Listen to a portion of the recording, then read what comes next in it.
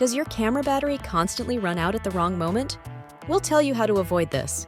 In today's tutorial, we're going to walk you through the battery and power options on your Canon EOS R8. Insert the battery.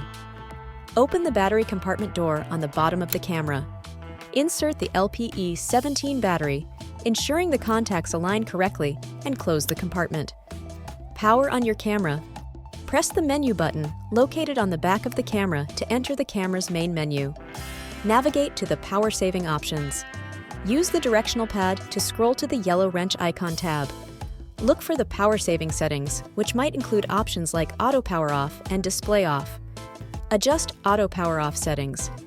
Select auto power off to set how long the camera waits before turning off automatically. This can be adjusted to suit your shooting needs, with options typically ranging from 1 minute to 30 minutes or disable for continuous use. Modify display off settings. This option controls how quickly the display turns off after inactivity.